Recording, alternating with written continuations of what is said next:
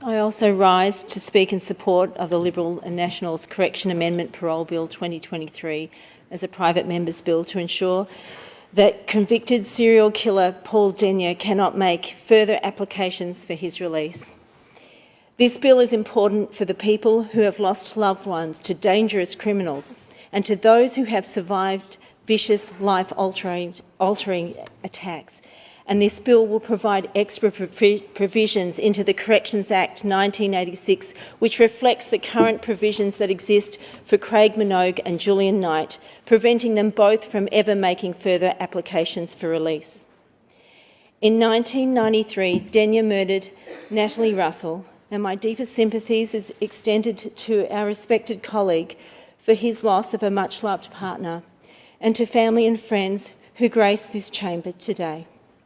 Elizabeth Stevens and Deborah Freem, and also attempted to abduct Rosa Troth in Frankston and Seaford, and was subsequently granted a non-parole period of 30 years in jail in July 1994. According to news reports, Denyer has never shown any remorse for his conduct, and as Supreme Court Justice Frank Vincent said at the time, the 3 murders of innocent young women was almost beyond comprehension. I do extend my deepest sympathies to the family and friends who are here or watching today for this, their very tragic loss. Denyer is claiming he is now reformed, has applied for parole, which he became eligible for last month, prompting many distraught family members of those who were his victims to call for this application to be blocked. The Liberal Nationals bill want to prevent Denyer from ever being released and will ensure that his victims' families can feel some comfort in the knowledge that he will never hurt anyone in our community again. Last month, Denyer became eligible for parole after 3 decades and made a bid to be released. Seriously, we should never have even got to this moment. In May 2023, Denyer's relatives were informed that the Adult Parole Board had rejected Denyer's application, but without this current legislation being passed, he can still technically reapply for parole in the future. This is a violation of all the victims' families and the human rights of all Victorians. Interestingly, Daniel Andrews is opposed to the bill, having been reported as saying that it would be highly unusual for Parliament to create laws that specifically target a single person, when in fact, as my colleague has said, this has been the case for Minogue and Knight. So if Labor does stop this bill being passed, it would not only be hugely disappointing, but a significant indictment on our rights as law-abiding citizens and a callous approach to the families of the victims, particularly since there is a precedence in this issue. We all know that Labor has the majority in the Legislative Assembly, so the bill needs to appeal to the sanity of the crossbench to support the passing of this bill. All these women were young women, one with a 12-month-old baby who innocently went out to get some milk. According to Channel 9 news reports, Denyer initially denied the vicious and callous murders he committed, but after about 1,500 questions by police, he finally confessed. With this bill, we are looking to deliver the means to ensure that Denyer should never be released except in very restrictive circumstances. This legislation mirrors preconditions contained in New South Wales legislation and means that Denyer will never be able to cause harm to another woman in our society or make a woman feel unsafe again. And Victorians deserve to know that, as their political representatives are here, that we are here to protect them where and when we can. And we can with this bill. There have been too many delays by this government, too many opportunities to do something.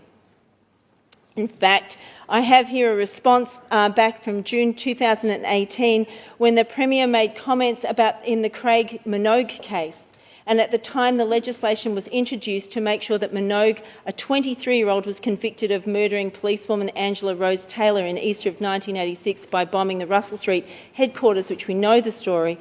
Andrew's government was attempting to remove Minogue's parole eligibility with special legislation compelled by its state determined that he will die in jail. So why not now? Why is there a distinction now? I have here some of the transcripts from what the Premier actually said in that moment, and also what the Leader of the Opposition said at that time. And the Premier was quoted as saying things like that jail is where he should die. He should spend the rest of his life without parole and die in jail for the terrible act that he perpetrated. Now, this was in regards to the Minogue case.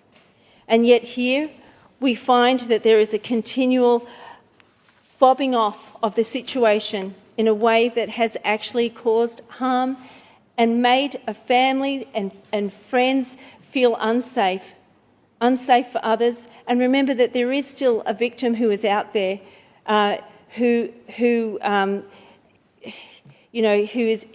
anyone could actually become a victim from this person if he's still able to offend.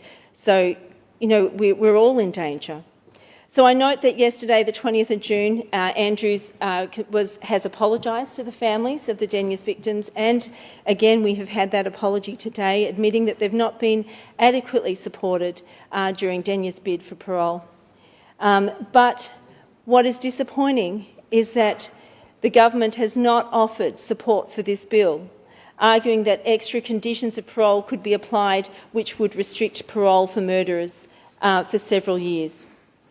But clearly the Premier decides cases based on his own determination, and I call on all involved to use common sense, display empathy and ensure the Correction Amendment Parole Bill in 2023 is passed. This government has had decades to reform this system. It is now providing words and not action. We need follow-through. The opportunity is here. And if the crossbench will support this bill, then the government will not have to consider other options. And we urge the government to reconsider and to support the bill so that the friends and family of the victims and any surviving victims who feel unsafe will be cared for. Thank you.